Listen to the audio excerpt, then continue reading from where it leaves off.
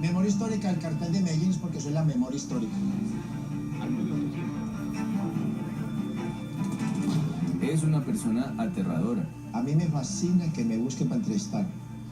Soy experto en terrorismo. Yo soy el único hombre en Colombia del cartel de Medellín. Se dice que es el único sobreviviente, eso no es cierto. A Popeye se le puede creer con beneficio de inventario. Si no hubiera así existido Pablo Escobar, Popeye sería irrelevante en la historia de Colombia. Colombia estuvo en jaque por Pablo Escobar y sus secuaces. ¿Este personaje vale para ser héroe de Colombia? Disfruta enormemente sus historias como un evangelista de Pablo Escobar. La mejor crítica a un personaje como estos, tan adicto a la pantalla, es ignorar. Uno no puede escoger solamente a los buenos para construir esa historia. Porque me fines, soy senador de la República de Colombia. Creo que es alguien que no está bien de la cabeza. Pueden salir 500 periodistas a decir 1000 cosas, pero la bomba del avión de Avianca fue real. No solo que cuenten la verdad, sino que solo cuenten verdad.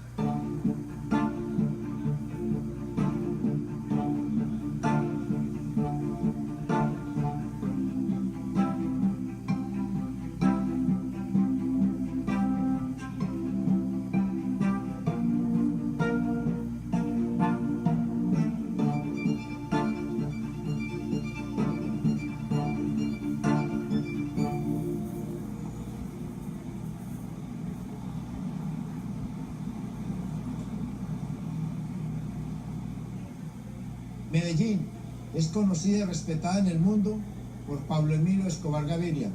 El mundo sabe quién es Medellín. El turismo de Medellín es de Pablo Escobar, de Popeye y de cocaína. Ese es el turismo de Medellín. ¿Quién va a venir del primer mundo a ver un edificio de 7 pisos aquí? Adelante, no señor, ¿cómo le ha ido? Yo soy el único hombre en Colombia del cartel de Medellín. Soy experto en terrorismo. Tuve el mayor profesor del crimen que se llama Pablo Emilio Escobar Gaviria. El cartel de Medellín tenía más de 3000 sicarios, de los cuales quedamos 4 en el mundo. El único en Medellín soy yo, porque en esta tierra encima o debajo de ella, aquí no me voy. ¡Gracias! ¡Oh! Yo me llamo John Jairo Velázquez Vázquez, conocido como Popeye en el bajo mundo. Soy youtuber, activista político, escritor y estoy haciendo pino en la actuación.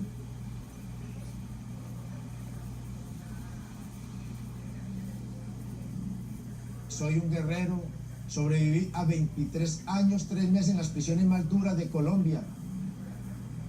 Yo soy una figura pública porque llevo en los medios de comunicación más de 30 años. Los ríos de tinta que rodaron en el mundo a raíz de la guerra que tuvimos nosotros al lado de Pablo Emilio Escobar Gaviria en contra del Estado colombiano y para tumbar la extradición de colombianos hacia los Estados Unidos de Norteamérica fue una cosa brutal. Porque en lo del cartel de Medellín, la realidad supera la ficción. Cuando yo me declaro memoria histórica del cartel de Medellín es porque soy la memoria histórica.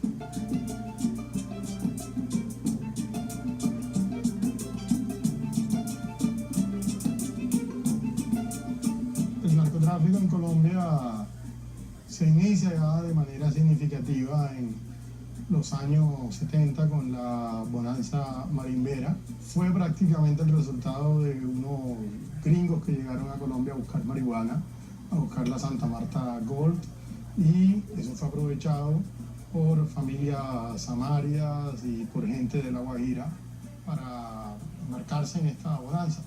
Sin embargo, fue una bonanza pasajera y vino otra sustancia que se convirtió en un mucho mejor negocio, que fue la cocaína.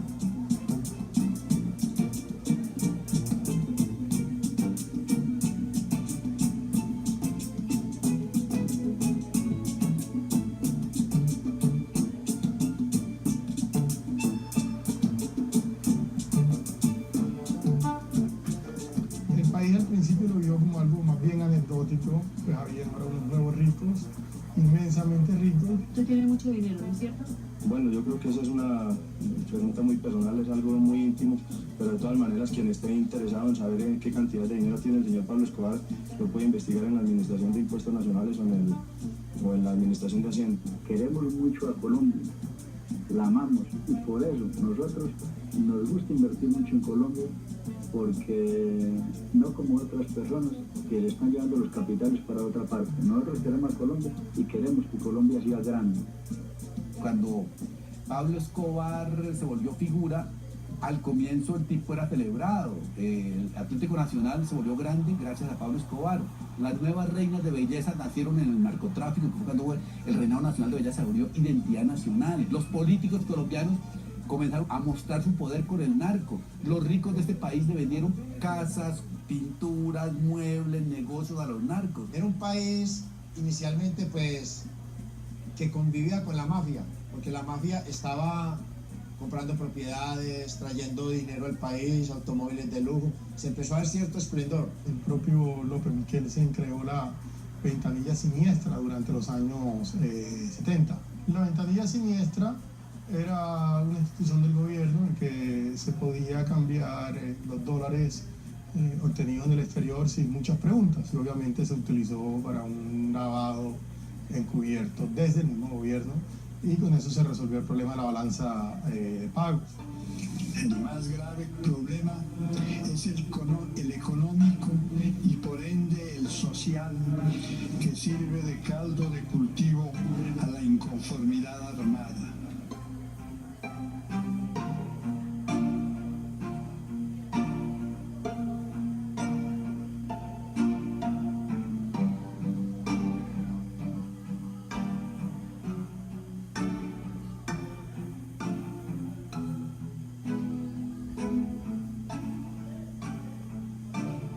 El problema con los narcotraficantes comienza realmente en el 83, 84, cuando comienzan a tener aspiraciones políticas directamente. Por eso nosotros nos oponemos contra la esclavización de latinoamericanos y de colombianos hacia las cárceles imperialistas. Y no solamente nos oponemos, sino que luchamos contra la esclavización. No debemos olvidar que hasta los años 80 el país se lo había dividido entre liberales y conservadores, o sea, los ricos de este país habían decidido dominar el país. El narco surge como un gran Robin Hood, como un revolucionario, como un personaje que va a meterse al lugar de los ricos, es la entrada del pueblo a los ricos, para quitarle a los ricos y darle a los pobres.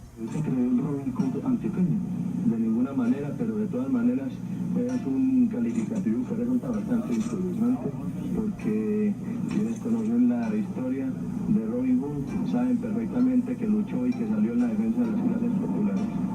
Buscaron permear directamente los partidos políticos. Pablo Escobar llegó a ser congresista suplente, miembro de la Cámara de Representantes. La clase política presentó resistencia, neutralizó las aspiraciones de los narcotraficantes, pero en general en el país se pensaba que en ese entonces la respuesta a los narcos no iba a ser tan violenta.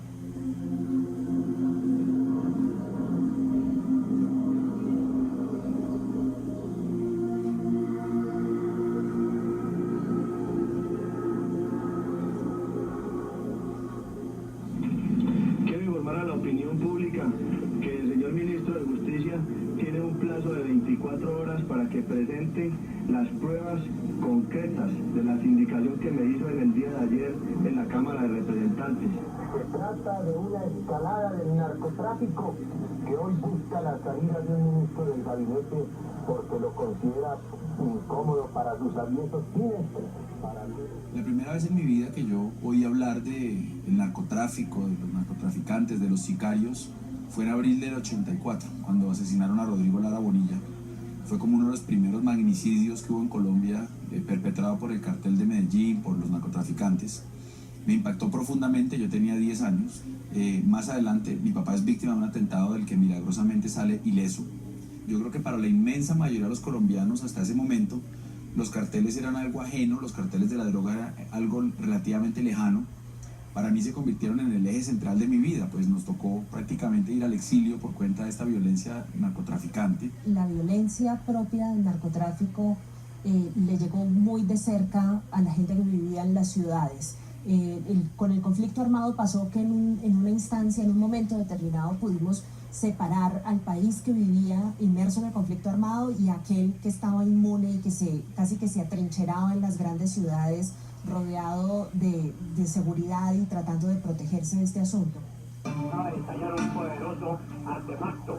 Aquí empezamos a divisar numerosos muertos y heridos. El cartel de Medellín, en cabeza de Pablo Emilio Escobar Gaviria. Y nosotros como sus lugartenientes arrodillamos la República de Colombia. Muchísima atención, acaba de cometerse un atentado contra el director del diario El Espectador aquí en la ciudad de Bogotá, don Guillermo Cano.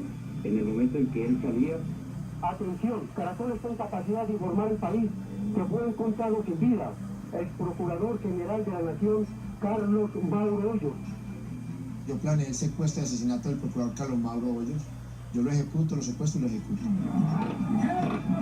Infortunadamente tenemos que informar que ha fallecido el precandidato presidencial al liberalismo, el doctor Luis Carlos Galán Sarmiento. Yo participé en el asesinato del doctor Luis Carlos Galán, consiguiendo la ametralladora y pagando el dinero por la muerte del doctor Luis Carlos Galán, y estuve en el planeamiento de su asesinato. Por lo menos entre 100 y 150 kilos de dinamita fueron colocados en el vehículo Chevrolet 87. Un camión repleto de dinamita fue colocado frente a las instalaciones del edificio del DAS. Deterioró totalmente. Diana y sus compañeros no están secuestrados. La República de Colombia es molida a punta de bombas. Terrorismo bravo en los muertos. Empezamos a acorralar la clase política y enfocarnos hacia la clase política. Y todas las bombas que había en el país, eso fueron moliendo la opinión pública. Porque había mucho inocente muerto, entonces la gente empezó a presionar de que había que haber un arreglo con el narcotráfico. Entonces se llega a la catedral. Uno se levantaba y las noticias no parecían tener ninguna lógica. El dolor absurdo.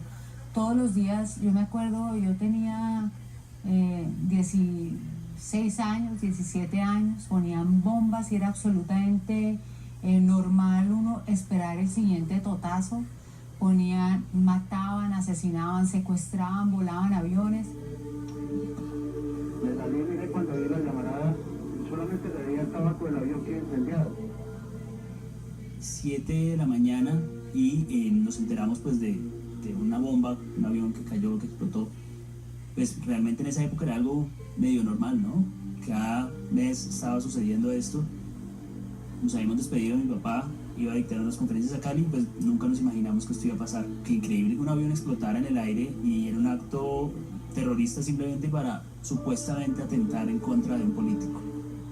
Inicialmente me perfilaba como, pues para seguir los pasos de mi padre, que era Gerardo Arellano Becerra, un importante tenor colombiano de la música nacional y de la música internacional, también pasando por la lírica.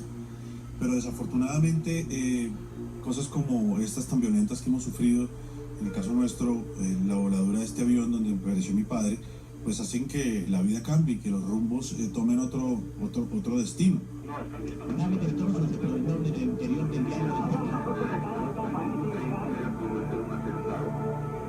¿De qué se trataba la guerra contra el Estado? En esencia, que el Estado debía permitirle a los narcos poder vivir en Colombia, no extraditarlos y dejarlos que disfrutaran de su fortuna. En representación del pueblo, proclamamos la nueva Constitución de Colombia. Los obligamos a cambiar la Constitución que tenía 80 años, a ser una constituyente, para cambiar el artículo 35 de la Constitución Nacional que permitía la extradición de colombianos hacia los Estados Unidos de Norteamérica.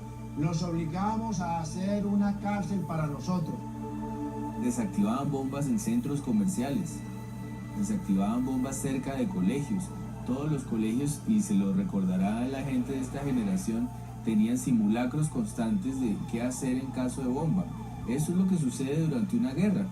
Y Colombia estaba en guerra con el narcotráfico, o con el empeño de los narcos de tomarse el país por la fuerza, de doblegar a las autoridades para hacer lo que les diera la gana. Muchos fuimos víctimas de muy diversas formas de la violencia del narcotráfico. Yo particularmente viví mi adolescencia en Cali en los 80s y pues como buena adolescente quería salir a las fiestas y no se podía porque el ambiente y el escenario de inseguridad era tan grande que básicamente nadie salía y todo el mundo estaba guardado en su casa. Toda esa sangre que se derramó en nuestro país, fruto de lo asqueroso que es el narcotráfico, tiene que valer para él y no se tiene que volver a repetir esta historia. Mi mamá, cuando la secuestraron recién, acaba de cumplir 40 años. y niños de 17 años o menores que yo eran los que estaban cuidando a mi mamá. Fue una generación que unos tuvimos que padecer en carne propia el dolor de la violencia desde el lado de las víctimas y los otros padecer desde la violencia desde el lado de los victimarios. Se busca a Pablo Escobar. Recompensa 2.700 millones de pesos. Y por cada uno de estos prófugos, la suma de 100 millones de pesos. John Jairo Velázquez, Luis Carlos Aguilar, Otoniel de Jesús González y Brance Muñoz Mosquera. Entrevista con John Jairo Velázquez Vázquez. ¿Quién está matando a los policías de Medellín? De eso no sé nada porque yo estaba escondido. ¿Quién pasó con la juez? Nosotros de eso no sabemos nada, nosotros hace tiempo que no estábamos por aquí, entonces no tenemos conocimiento de nada. ¿Cuándo se va a entregar Escobar? No, hace mucho tiempo no hablamos con él. Tenía mucho de una especie de aventura mesiánica de Escobar, visto por un criminal, porque incluso él sabía, como lo muestra el primer libro de Popeye, que era una causa perdida, es decir, que tarde que temprano el gobierno los iba a dar de baja. Esa guerra nunca la hubiéramos ganado y efectivamente lo que lleva a que muera Pablo Emilio Escobar Gaviria es la guerra con el cartel de Cali. El gobierno junto a los carteles se unen en una alianza tácita en algunos casos y explícita en otros. Ahí es cuando Pablo Escobar es dado de baja. Para matar a un hombre como Pablo Emilio Escobar Gaviria se tuvieron que unir la CIA, la DEA, el FBI, que nunca opera fuera de su país, vino a operar acá, la Mossad israelí, los ingleses, el ejército de Colombia, la policía de Colombia, los paramilitares colombianos, la mafia de Cali, la mafia de Colombia y los Pepes, para matar un solo hombre.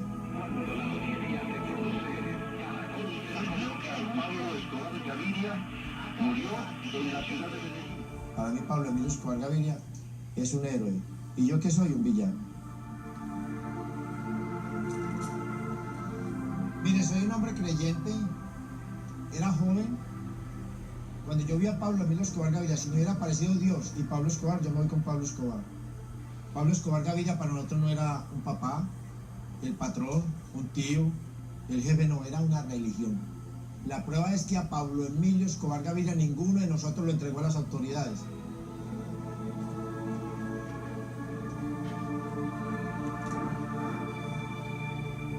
Es una persona aterradora, que se toma fotos con armas, dichoso, que disfruta enormemente sus historias como un evangelista de Pablo Escobar. Le estamos disparando, es una muñeca, una hermosura. Este es el intro de mi canal.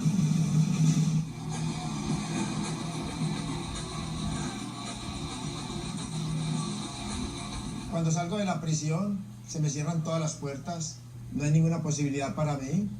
Tenía dos opciones, ser youtuber o volver al fusil, y soy experto en esto.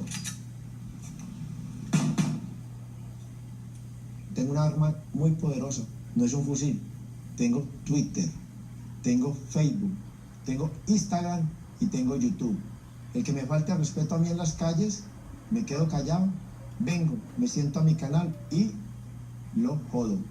Hoy vengo de nuevo a explicar sobre la famosa pistola que es de fogueo. Yo ya había hecho un video sobre esto. ¿Por qué? Porque con esta pistola yo hago documentales y con esta pistola en este momento estamos haciendo una película. Si a mí me van a matar, que me maten de balas, no de miedo. Parcero, aquí somos dos muertos que estamos hablando. Ninguno de los dos sabe cuándo se va primero. Él se ve como un actor protagónico de una película que realmente no ha visto las consecuencias, alguien que se enorgullece de ser la memoria histórica de todo el daño que hizo, diciendo que tienen 300 y pico de víctimas directas y 3.000 intelectuales con mucho orgullo. Creo que es alguien que no está bien de la cabeza. Pues yo creo que yo en propia mano, pues los procesos, porque eso no lo cuenta uno, que lo único que cuenta es un psicópata. Y yo era un sicario profesional, un asesino profesional. Yo creo que en mi propia mano habré matado para 250 y tengo que ver cuál es la muerte de 3.000. Me duele muchísimo cada vez que oigo a Popeye, que tengo la posibilidad de ver algo que hizo Pablo Escobar, me aterra como si fuera el día en que volví a ver a mi mamá muerta. es desastroso, y tengo que decirlo así, y es insultante por demás tener que soportar a estas personas que tanto daño le han hecho al país, ahora posando de superestrellas o de celebridades en los medios de comunicación. Hay una cantidad de parásitos de Pablo Escobar que han seguido sacando adelante sus vidas a punta de contar pequeñas escenas de una historia que conocemos todos ya de memoria, pero bueno, ellos aparecen y cuentan un pedacito más. Alguno echa para atrás la historia de que a Pablo Escobar lo mató tal persona o tal persona, le agregan un poquito más y con eso venden pues libros, logran hacer series de televisión, en fin, salen adelante y siguen sobreviviendo gracias a su patrón. Pero a esto hay que sumarle varios componentes, no solamente es el hecho de que ellos aparezcan. Esto yo siempre he puesto un ejemplo. Si usted monta un negocio de carnes en un sitio donde la gente es vegetariana, con seguridad no le va a ir bien y no lo va a vender. Entonces, ¿qué pasa? Aquí tenemos una sociedad con una doble moral muy marcada. Aquí la gente se estremece y se rasga las vestiduras porque a alguien le roban un celular en los sistemas de transporte, pero llegan con el mayor de los morbos a prender el televisor a ver a un narcogenocida como Popeye. No te va a matar de una, te vas a desangrar como una rata. Alias JJ, la historia tras las rejas. Creo que los medios han fallado, pero también han acertado muchas veces. Es que cuando estamos hablando de narradores de nuestra historia, estamos hablando desde Gabriel García Márquez hasta Víctor Gaviria. Y entre Víctor Gaviria y Gabriel García Márquez, pues hay que sentirse realmente muy orgulloso porque son dos extraordinarios contadores de nuestra realidad. Sumas y Restas, por ejemplo, es una película que describe perfectamente, retrata perfectamente el estado mental de quienes acabaron involucrados en esa épica falsa del narcotráfico. ¡Ah, la música del hueputa! Si ustedes van a ver Ángel por ahí volando, los quiero ver nadando, ¿entiendes? Te voy a dar $1 millón de pesos a la que pase al otro lado de la piscina. ¡Todavía no! ¡En pelota, hueputa! Yo creo que, por ejemplo, series como El Patrón del Mal logró, con un manejo equilibrado y un manejo serio de la información, contarle esta historia de lo que fue Pablo Escobar, de lo que fue su estructura criminal, pero también la historia de todas las personas que lucharon en contra de esta influencia nefasta de la mafia en la sociedad colombiana. Sus oscuras y viles. Hay producciones muy bien hechas y contadas desde un perfil de este tipo de personajes que realmente no se le está haciendo apología al personaje, sino que se está contando la verdad, o se busca por lo menos contar la verdad, porque la verdad es muy difícil de encontrar. Sin embargo, hay producciones que llegan a ser muy populares, como contar la historia en una novela de alias Popeye. A mí no me interesa cómo alias Popeye tuvo una novia o cómo se volvió un asesino. Eso no es construir país, eso no es construir historia, eso no es encontrar la verdad. Que Popeye diga que él intenta juzgar a la verdad y contarle a este país para que no cometa ese error es mentiroso. Está tratando de hacer una celebrity de sí mismo y de negociar con eso. Que López ha escrito la telenovela El Cartón de los Sapos y ha exigido que Manolo Cardona lo represente. Eso es todavía mucho más narco que cualquier otra cosa. Pero también ha habido versiones nefastas, mal contadas, torpes, que celebran el narcotráfico sin quererlo, que celebran a los zampones sin quererlo. Ha habido fallas constantes. Yo creo que a los medios de comunicación y a la industria del entretenimiento, por supuesto, le cabe una responsabilidad, pero tampoco podemos negar esa fascinación. Yo creo que en Colombia la hemos vivido. Escobar siempre despertó en algunos sectores marginales, sobre todo, cierta admiración, cierta fascinación. Popeye es una persona carismática, es una persona que se expresa bien y que obviamente eso genera interés y genera fascinación en algunos sectores de la opinión. Repito con lo que dije anteriormente, más que molestarme eso en sí, es importante compensar y complementar eso con otros referentes. Y ahí tienen una responsabilidad importante los medios de comunicación de darle espacio también a otros referentes. Un país que pretenda cierta sanidad mental es un país que es capaz de narrarse, de narrar lo que le ha sucedido. Quizás los medios deberían, eso sí, privilegiar puntos de vista que no fueran siempre los de los zampones. La pregunta que yo le haría a todo colombiano es, y a los que ven su serie de televisión, y a los que ven su canal de YouTube, y a los periodistas que hacen programas sobre él, es: ¿este personaje vale para ser héroe de Colombia? ¿Vale la pena celebrarlo como un héroe colombiano, como una celebrity? ¿O realmente qué estamos celebrando a través de Popeye como colombianos? ¿Qué es lo que celebramos como Popeyes? Como Popeyes, ahí ve, ya no como colombianos, sino como Popeyes, que nos volvemos todos los colombianos al celebrar sus valores. ¿Qué es lo que estamos celebrando ahí? Para mucha gente puede ser desagradable, lo entiendo, sobre todo para quienes estuvieron víctimas, quienes sufrieron ese momento, pero para otro, o para el grueso del público que quiere conocer la historia, digamos que es la puerta de entrada con todos sus defectos y con todas las virtudes que pueda tener.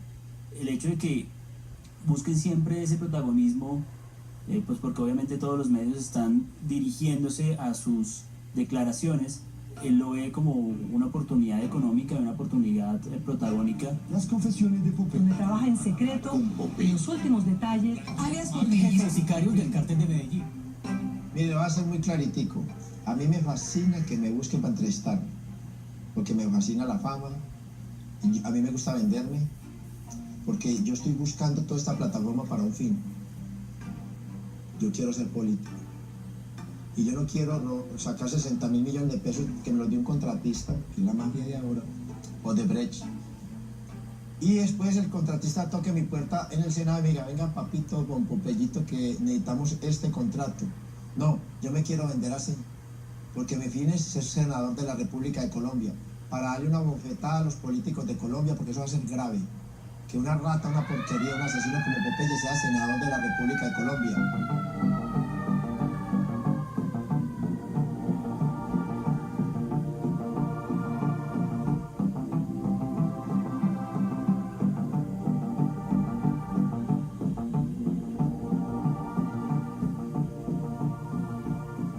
Continuamos con la cuarta parte de las tumbas famosas. A mí muchísimas personas me apoyan. Tengo 241.000 suscriptores y más de 20 millones de vistas. ¿Cuál es la reparación que yo estoy dando? A mí la ley no me obliga económicamente a reparación. Yo estoy contando la verdad. Él tiene que tener la posibilidad de contar la historia, pero en un contexto. Y el contexto no solamente lo da él. Lo que da la realidad es que de este lado también los participantes, los que fuimos víctimas, los que participaron desde el Estado tomando las decisiones, podamos reconstruir la verdadera historia de Pablo Escobar. Y yo creo que es relevante e importante escuchar lo que él tenga que decir. Yo no pienso que eso se deba, digamos, dejar de escuchar o dejar de tener en cuenta. Lo que pasa es que no se puede convertir en el único referente. Lamentablemente muchas de las víctimas murieron y no pueden dar su testimonio hoy, pero quedan muchas personas que vivieron, y me incluyo, que vivimos esa realidad y que también tenemos que dar nuestro testimonio. Mire, cuando yo me declaro memoria histórica del cartel de Medellín es porque soy la memoria histórica. Ningún periodista sabe más que yo, ni el hijo del patrón, porque el hijo del Pablo Emilio Escobar Gaviria es un heredero, yo soy un guerrero. Yo soy la memoria histórica del cartel de Medellín, yo asumo la responsabilidad por los hechos del cartel de Medellín, porque yo soy la memoria histórica del cartel de Medellín. Yo soy la memoria histórica del cartel de Medellín, como se lo dije ahora, y estoy yo, que soy la memoria histórica del cartel de Medellín. Yo realmente... Bueno, yo no creo que Popeye sea la memoria histórica del episodio trágico del narcotráfico en Colombia. Yo no creo. Yo, como lo he dicho, la memoria histórica se construye y se consigue y se concibe desde los procesos, la realidad jurídica de los hechos, de la realidad fáctico-jurídica, y desde lo que han vivido las víctimas. Lo otro sería repetir escenas de crimen, y eso no se llama memoria histórica. La memoria histórica tiene un componente de bondad. La memoria histórica tiene un componente positivo. La memoria histórica en derechos humanos es un componente fundamental en reparación. Entonces no podemos estar hablando de que Popeye es la memoria histórica. Pues es realmente, por lo menos, un reto enorme para esta sociedad, esa persona. Es una persona que no solo vivió de ser sicario y confiesa haber cometido, al menos en el video que vimos, 250 asesinatos por su propia mano, sino que además sigue viviendo de haberlo hecho. Es decir, escribe un libro sobre sus tiempos con Pablo Escobar y si ustedes buscan un artículo del New York Times, ahí está una foto en la que él dedica el libro a un lector diciendo el asesino de confianza de Pablo Escobar.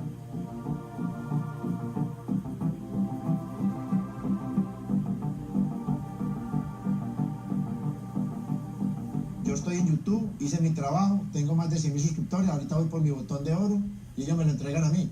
¿Qué cuida YouTube? De que yo no haga apología al delito dentro de su plataforma, de que yo no esté vendiendo armas ni traficando cocaína por ahí. De resto, yo no tengo una sola bandera amarilla. Acá hay 2 muertos ilustres que fueron asesinados por Pablo Emilio Escobar Gaviria y por mi persona y por el cartel de Medellín. Acá tenemos al doctor Carlos Mauro Hoyos, era el procurador de la República de Colombia. Nosotros lo secuestramos en el año 1988 en una operación novedosa para la época. Se corre un riesgo enorme cuando quien está narrando es el ampón, cuando no hay un punto de vista que lo regule o que lo equilibre o que lo haga ver como un ampón, no como un Robin Hood o como un superhéroe desmontando el establecimiento, que en una sociedad tan desigual, tan deshecha como Colombia, es muy fácil ponerse del lado de cualquiera que desbarate este establecimiento tan cínico y tan empobrecedor. O sea, es que hemos tenido unas élites de vergüenza que han dado la espalda sin ninguna angustia y sin ningún problema a su sociedad. Si no existe otra versión de la historia o si está trazado el proceso de construcción de otra versión de la historia distinto al que nos están entregando sus protagonistas malos o los villanos de la historia, eso también tiene una explicación. Durante una muy buena parte de la década de los 80s y la década de los 90s, pues la justicia de este país y los medios de comunicación estuvieron amordazados y estuvieron amenazados por cuenta de la violencia inclemente de los carteles del narcotráfico. Y en esa medida, digamos que coartaron uno de los espacios más importantes para construir historia alternativa acerca de lo que estaba pasando. Hoy es difícil hacer ese recuento justamente porque había un proceso de silenciamiento de aquellos otros que tenían una versión distinta, pues que probablemente ya no están ahí para contarlas, están los hijos de las víctimas y demás, y apenas estamos empezando ese proceso. De hecho, acuérdese que había una época que se llamaban los jueces sin rostro. Esto para garantizar las vidas de estas personas también, porque era tal el nivel de maldad y de capacidad criminal que ellos iban acabando con todo, con la rama ejecutiva, con la legislativa y con la judicial. ¿Por qué? Porque para la época, juez de la República, no existía la fiscalía, juez de la República que le abriera un caso a Pablo Emilio Escobar Gaviria o a uno de esos hombres, se moría. Así de fácil. No soy narcotraficante. Lo mío fue actividades de sicariato para el cartel de Medellín. Y yo me acuerdo de él en algunas ocasiones que era como el que contaba los chistes en el grupo de bandidos de mi padre. Siempre lo conocí como uno de los tantos guardaespaldas que tuvo y sicarios, pero nunca fue alguien de importancia en la organización de él. Ningún perro miserable puede negar que yo salí en los carteles de Se Busca. Nadie puede negar que pasé 23 años, 3 meses en la prisión. Nadie puede negar que Pablo Emilio Escobar Gaviria entregó su hombre más importante a la cárcel de la Catedral cuando tumbamos la extradición. Yo era mano derecha de Pablo Emilio Escobar Gaviria. Yo andaba todo el tiempo con él a 24 horas. Su hijo Juan Pablo es un mentiroso de miedo y es un perro miserable. Cualquier bandido de 2 pesos no secuestra a un candidato a la alcaldía de Bogotá, mata a un procurador, se enfrenta a la policía. Secuestro de Andrés Pastrana, yo lo planeé, lo ejecuté y lo llevé a cabo totalmente 100% yo. y muchos operativos más, inclusive operativos en el exterior, que no hablo de eso, porque eso no prescribe en el exterior.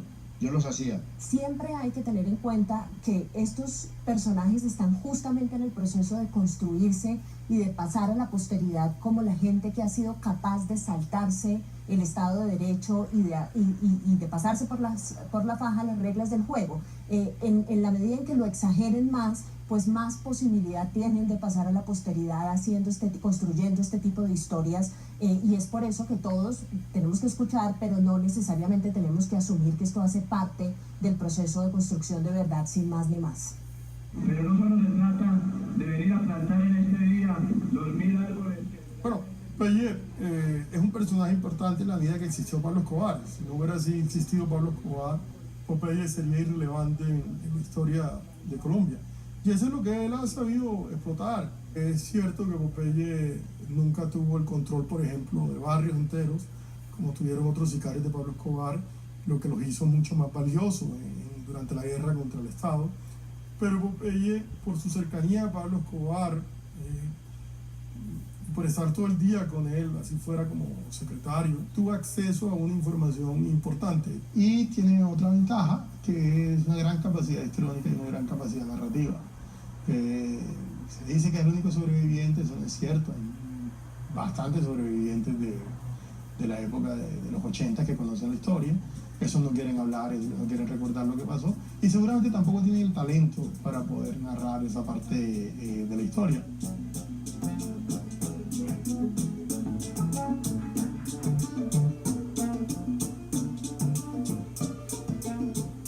Culebrero en la cultura paisa es un Popeye. Podemos con todas las situaciones. En mi pueblo, en Yarumal, Antioquia, yo soy de Yarumal, Antioquia, los culebreros son muy famosos.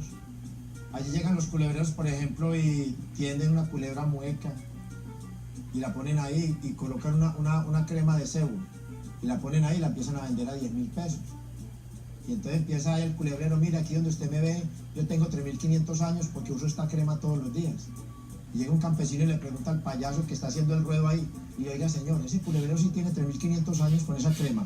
Y le dice el payaso: yo no sé, porque apenas hace 400 años trabajo con él.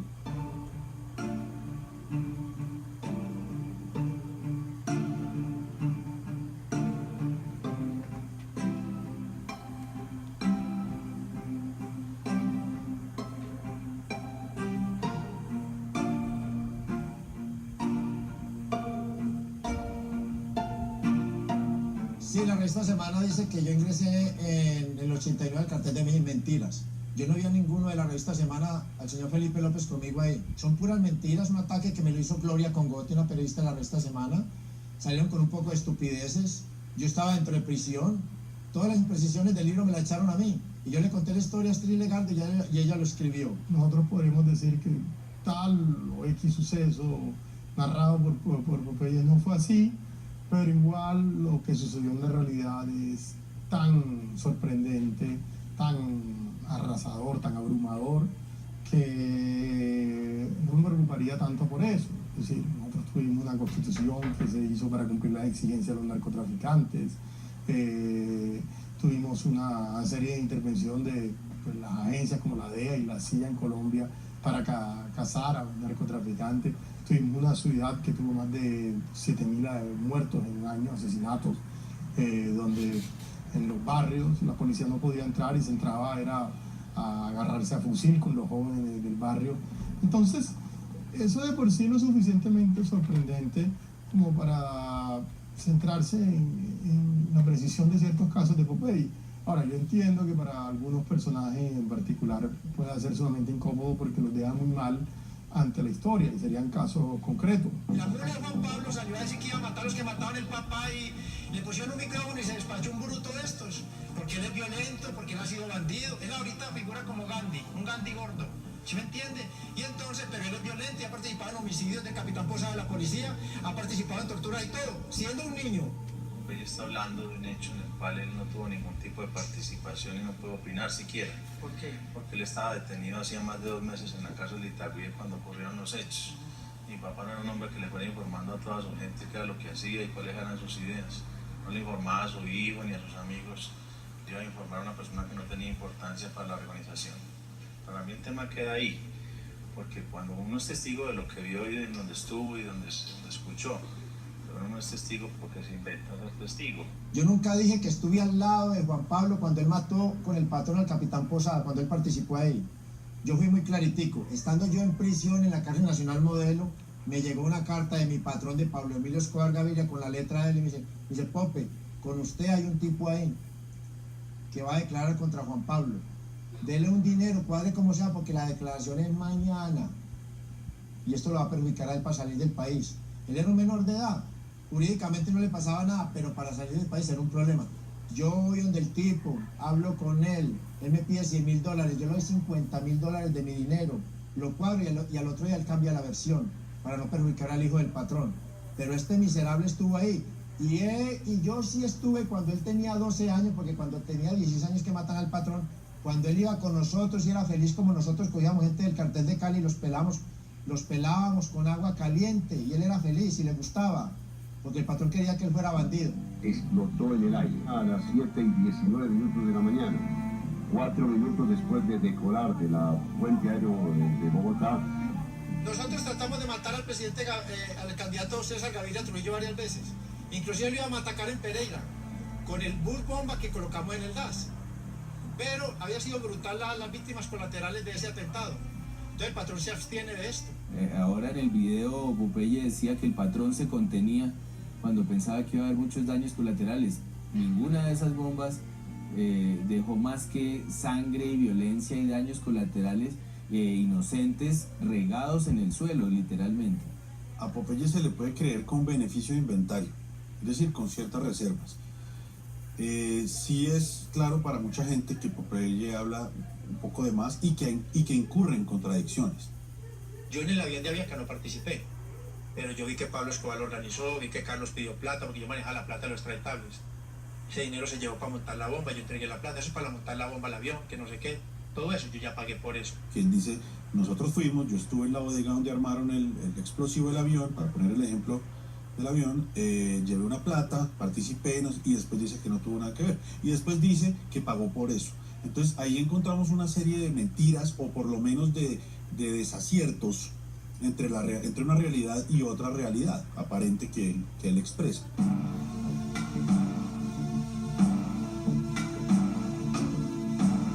Sí, acaba de salir un reportaje del periódico El Espectador sobre el avión de Avianca, esto es totalmente falso. Yo lo vi dentro del cartel de Medellín, yo vi a Pablo Escobar Gaviria hablar del atentado al avión de Avianca, el Arete lo vio operar, a Carlos Castaño lo vio operar, el DAS subió la bomba al avión de Avianca. Está preso Dandeni Muñoz Mosquero, aquí que en los Estados Unidos de Norteamérica es totalmente inocente. Pueden salir 500 periodistas a decir 1000 cosas, pero la bomba del avión de Avianca fue real, no fue un accidente muy diferente a una explosión. La bomba del avión de Avianca fue totalmente real. Entonces todas estas investigaciones en contra del avión de Avianca, eso en contra de las víctimas. Mire, las víctimas que buscan la verdad primero que todo, porque si no hay verdad, que uno lo mire a los ojos y yo lo maté. ¿Por qué lo mató? Por esto. Lo descuarticé. ¿Dónde está enterrado? Aquí. Eso busca a las víctimas. Buscan la reparación y buscan el perdón. Si no hay reparación y verdad, no viene el perdón. Porque la víctima de pronto te perdona de boca, pero de corazón no. Para que la víctima te perdone como victimario de corazón, tiene que haber verdad y reparación.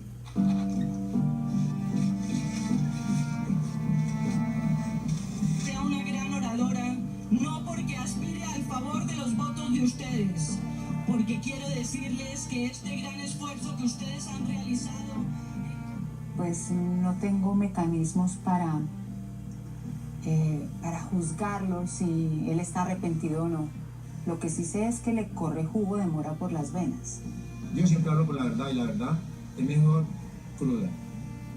Pero realmente su madre no cometió ningún delito. Su madre fue un vehículo para tumbar la extradición, para presionar al presidente de la República y utilizar a su abuelo, el doctor Turbay, para que se creara un ambiente para la nueva extradición, para hacer la constituyente del 91. Si vamos a hablar del arrepentimiento, realmente, pues esto tiene también ya unos componentes mucho más de orden humano, de carácter de sensibilidad. En todos estos presupuestos de carácter humanitario está la pedida de perdón de los victimarios.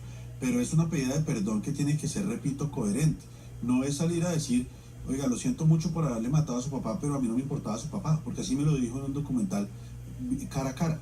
Ese día fue un acto fallido, porque no murió el expresidente César Gaviria Trujillo. Pero realmente para la época, Pablo Escobar no pensaba que iba su padre. A Pablo Escobar no le importaba la vida de su padre, a nosotros no nos importaba la vida de su padre. A nosotros nos importaba que usted hoy, por ejemplo, que usted tuviera en esa época, tuviera 2 años de edad. Nosotros estábamos en una guerra ciega. Ya cuando nos íbamos a despedir, él me dijo, venga, ¿por qué no nos damos un abrazo? Y hubo un silencio absolutamente profundo, yo parada, él también, él con los brazos un poco abiertos, y me quedé mirándolo, y él, yo creo que es listo y entendió que así estaba bien para mí el perdón. Y es que el perdón para mí no era abrazar, y menos después de haber oído todo lo que oí.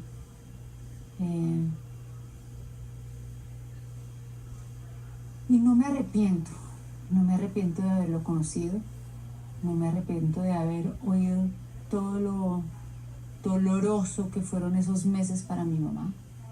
No me arrepiento de haber visto a un tipo absolutamente frío, calculador y tranquilo contándome esta historia, pero no me arrepiento de haberlo perdonado, y menos de no haberle dado el abrazo. Un abrazo tiene un significado en mi vida absolutamente distinto, está lleno de afecto. Mi perdón es un perdón de liberación, de absoluta liberación, de no seguir enganchado con algo que me estaba matando. Pero no les tengo afecto, evidentemente. Entonces prendemos el radio, entonces la radio empieza a decir, atención, atención, ejecutado Ricardo Prisco Lopera, en este momento acaba de ser rescatada Diana Turbay. Y Pablo Escobar decía, si se la llevan bien se acabaron los 30. Hasta ratico el periodista dice, está herida. Pablo Escobar dice, bueno, ya hay esperanza. Mi mamá, una mamá amorosa, estricta, pero muy, muy, muy consentidora. Tengo los mejores recuerdos de ella. A mí me duró poco, pero a veces dicen que lo más maravilloso dura poco, ¿no? Y así fue la historia con mi madre. Vivimos algunos años separadas por el problema de seguridad que teníamos, pero siempre fue una mamá presente y muy amorosa. Todos los santos días de mi vida pienso en ella, la extraño. Me hizo falta mucho Diana, me hace falta mucho ella. Pero bueno, espero hacer los méritos para llegar al cielo donde está ella.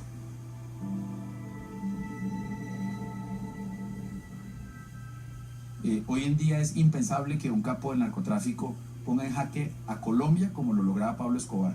Y hoy en día, y en esto lo dijo en algún momento el general Naranjo, la expectativa de vida criminal, digámoslo así, de un capo de la droga en Colombia es de 6 meses. El Estado colombiano en los años 70 no encontraba en muchos espacios de ese territorio donde no tenía presencia, no encontraba una amenaza que lo obligara a llegar hasta allá, con la intensidad con la que luego llega.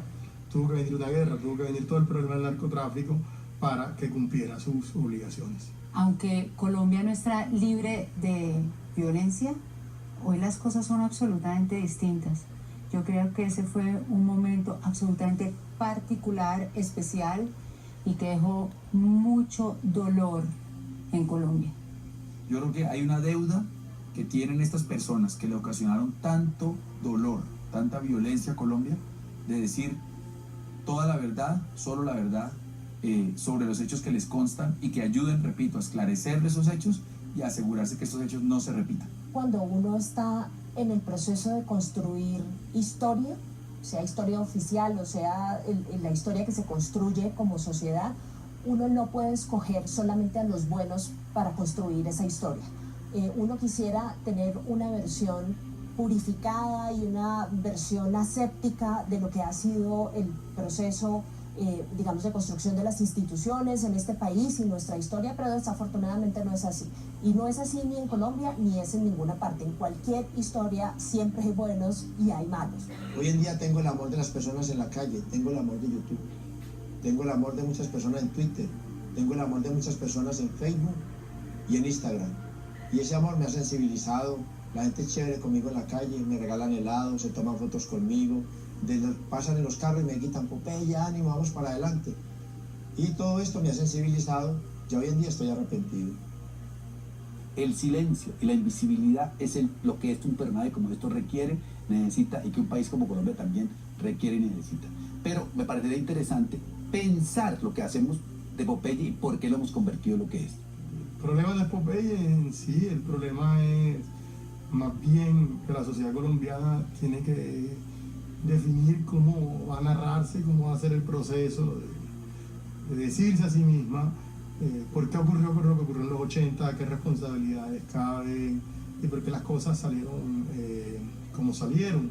Muchas veces nos dicen a quienes escribimos sobre la historia de Colombia o sobre la realidad colombiana que para qué les damos tribuna a ciertos personajes, al asesino Andrés Escobar, no sé, a el mismo Pablo Escobar, a algunos políticos que la gente desprecia y cree que si uno habla sobre ellos los está haciendo más populares. Yo no estoy de acuerdo con eso. Yo creo que la alternativa, que es negarlos, es peor. Yo creo que uno tiene que decir lo que está pasando y opinar sobre lo que está pasando, y creo que eso es una contribución que además es mucho menos usual de lo que uno cree en Colombia. En general, la sociedad colombiana, como se dice acá, dejó así. Creo que nosotros después de 27 años somos el ejemplo de que este país tiene que buscar realmente la memoria, de que este país tiene que encontrar la justicia y que lo primero que tenemos que hacer es trabajar para que nuestras víctimas no queden en el olvido y no simplemente sea una negociación política más.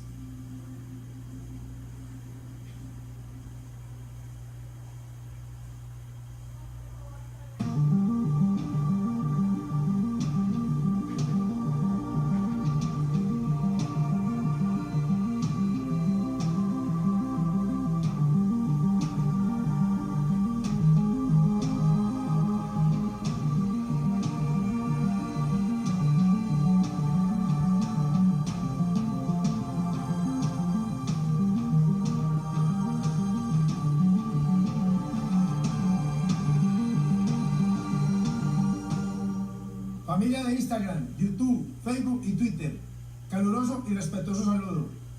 Vengo a hablarles de un tema que es muy importante para mí, ya que todas y todos ustedes conocen mi amor por Pablo Emilio Escobar Gaviria.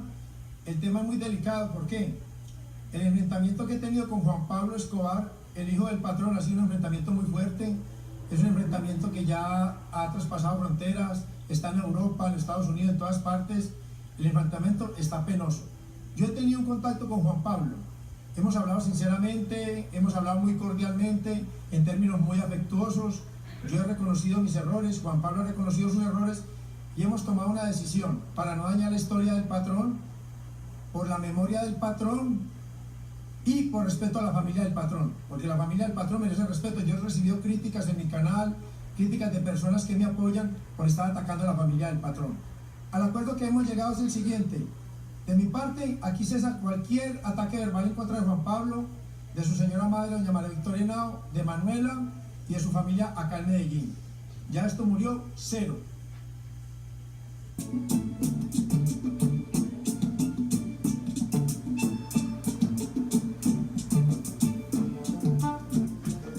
El país al principio lo vio como algo más bien anecdótico, pues había ahora unos nuevos ricos, inmensamente ricos. Usted tiene mucho dinero, ¿no es cierto? Bueno, yo creo que esa es una pregunta muy personal, es algo muy íntimo, pero de todas maneras quien esté interesado en saber en qué cantidad de dinero tiene el señor Pablo Escobar lo puede investigar en la Administración de Impuestos Nacionales o en la Administración de Hacienda. Queremos mucho a Colombia, la amamos y por eso nosotros nos gusta invertir mucho en Colombia, porque no como otras personas que le están llevando los capitales para otra parte. Nosotros queremos a Colombia y queremos que Colombia siga grande. Cuando Pablo Escobar se volvió figura, al comienzo el tipo era celebrado. El Atlético Nacional se volvió grande gracias a Pablo Escobar. Las nuevas reinas de belleza nacieron en el narcotráfico, cuando el reinado nacional de belleza se volvió identidad nacional. Los políticos colombianos comenzaron a mostrar su poder con el narco. Los ricos de este país le vendieron casas, pinturas, muebles, negocios a los narcos. Era un país inicialmente pues que convivía con la mafia, porque la mafia estaba comprando propiedades, trayendo dinero al país, automóviles de lujo. Se empezó a ver cierto esplendor. El propio López Michelsen creó la ventanilla siniestra durante los años 70. La ventanilla siniestra era una institución del gobierno en que se podía cambiar los dólares obtenidos en el exterior sin muchas preguntas, y obviamente se utilizó para un lavado encubierto desde el mismo gobierno, y con eso se resolvió el problema de la balanza de pagos. El más grave problema es el económico y por ende el social, que sirve de caldo de cultivo a la inconformidad armada.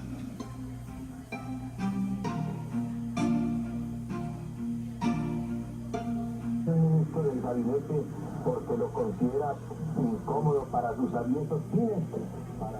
La primera vez en mi vida que yo oí hablar del narcotráfico, de los narcotraficantes, de los sicarios, fue en abril del 84, cuando asesinaron a Rodrigo Lara Bonilla. Fue como uno de los primeros magnicidios que hubo en Colombia, perpetrado por el cartel de Medellín, por los narcotraficantes. Me impactó profundamente, yo tenía 10 años. Más adelante, mi papá es víctima de un atentado del que milagrosamente sale ileso. Yo creo que para la inmensa mayoría de los colombianos hasta ese momento, los carteles eran algo ajeno, los carteles de la droga eran algo relativamente lejano. Para mí se convirtieron en el eje central de mi vida, pues nos tocó prácticamente ir al exilio por cuenta de esta violencia narcotraficante. La violencia propia del narcotráfico le llegó muy de cerca a la gente que vivía en las ciudades. Con el conflicto armado pasó que en una instancia, en un momento determinado, pudimos separar al país que vivía inmerso en el conflicto armado y aquel que estaba inmune y que casi que se atrincheraba en las grandes ciudades, rodeado de seguridad y tratando de protegerse de este asunto. Acaba de estallar un poderoso artefacto. Aquí empezamos a divisar numerosos muertos y heridos. El cartel de Medellín, en cabeza de Pablo Emilio Escobar Gaviria. Y nosotros como sus lugartenientes arrodillamos la República de Colombia. Muchísima atención, acaba de cometerse un atentado contra el director del diario El Espectador aquí en la ciudad de Bogotá, don Guillermo Cano. En el momento en que él salía... Atención, Caracol está en capacidad de informar al país que fue encontrado sin vida el procurador general de la Nación, Carlos Mauro Hoyos. Yo planeé el secuestro y asesinato del procurador Carlos Mauro Hoyos. Yo lo ejecuto, lo secuestro y lo ejecuto. Infortunadamente tenemos que informar que ha fallecido el precandidato presidencial al liberalismo, el doctor Luis Carlos Galán Sarmiento. Yo participé en el asesinato del doctor Luis Carlos Galán, consiguiendo la ametralladora y pagando el dinero por la muerte del doctor Luis Carlos Galán. Y esto, memoria histórica del cartel de Medellín, es porque soy la memoria histórica.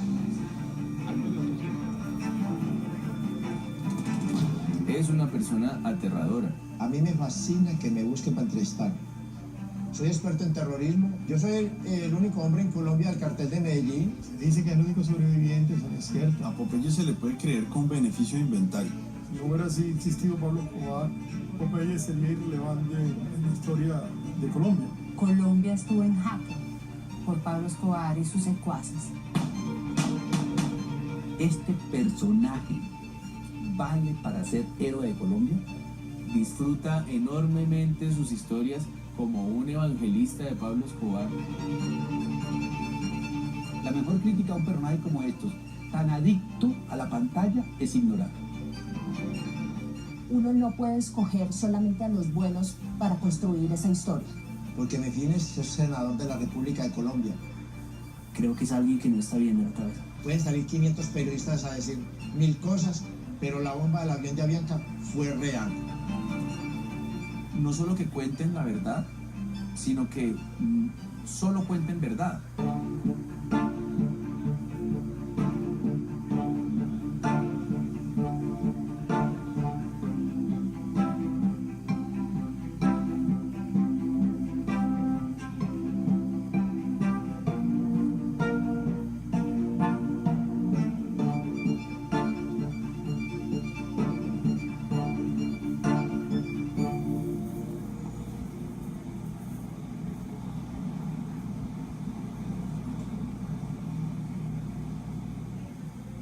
Medellín es conocida y respetada en el mundo por Pablo Emilio Escobar Gaviria. El mundo sabe quién es Medellín. El turismo de Medellín es de Pablo Escobar, de Popeye y de cocaína. Ese es el turismo de Medellín. ¿Quién va a venir del primer mundo a ver un edificio de 7 pisos aquí? Adelante, no señor, ¿cómo le ha ido? Yo soy el único hombre en Colombia del cartel de Medellín. Soy experto en terrorismo. Tuve el mayor profesor del crimen que se llama Pablo Emilio Escobar Gaviria. El cartel de Medellín tenía más de 3.000 sicarios, de los cuales quedamos 4 en el mundo. El único en Medellín soy yo, porque en esta tierra encima o debajo de ella, aquí no me voy. ¡Gracias! ¡Oh! Yo me llamo John Jairo Velázquez Vázquez, conocido como Popeye en el bajo mundo. Soy youtuber, activista político, escritor y estoy haciendo pino en la actuación.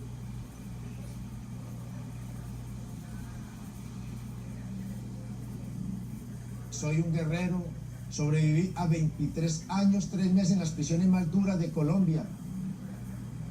Yo soy una figura pública porque llevo en los medios de comunicación más de 30 años. Los ríos de tinta que rodaron en el mundo a raíz de la guerra que tuvimos nosotros al lado de Pablo Emilio Escobar Gaviria en contra del Estado colombiano y para tumbar la extradición de colombianos hacia los Estados Unidos de Norteamérica, fue una cosa brutal. Porque en lo del cartel de Medellín, la realidad supera la ficción. Cuando yo me declaro memoria histórica del cartel de Medellín es porque soy la memoria histórica.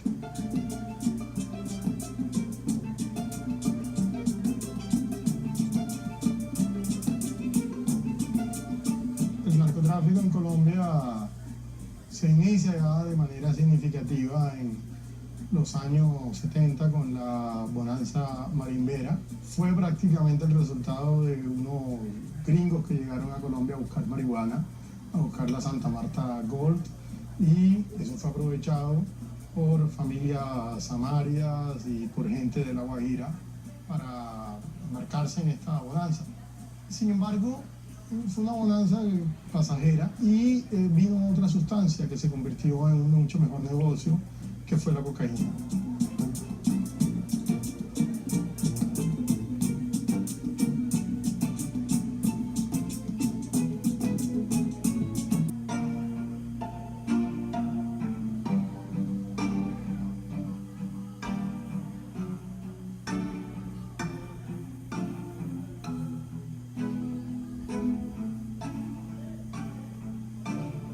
El problema con los narcotraficantes comienza realmente en el 83, 84, cuando comienzan a tener aspiraciones políticas directamente. Y por eso nosotros nos oponemos contra la esclavización de latinoamericanos y de colombianos hacia las cárceles imperialistas.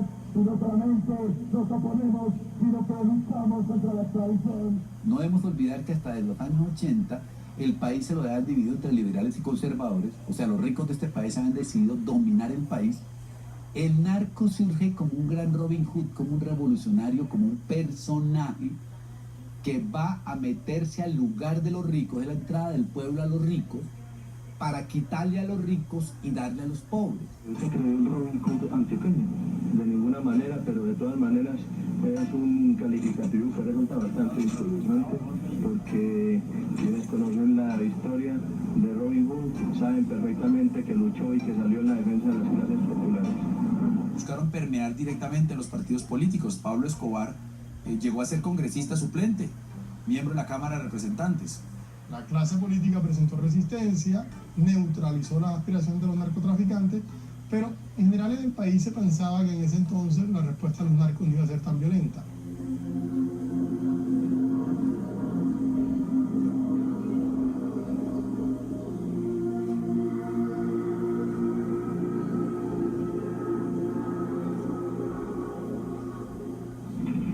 Quiero informar a la opinión pública que el señor ministro de Justicia tiene un plazo de 24 horas para que presente las pruebas concretas de la sindicación que me hizo en el día de ayer en la Cámara de Representantes. Se trata de una escalada del narcotráfico que hoy busca la salida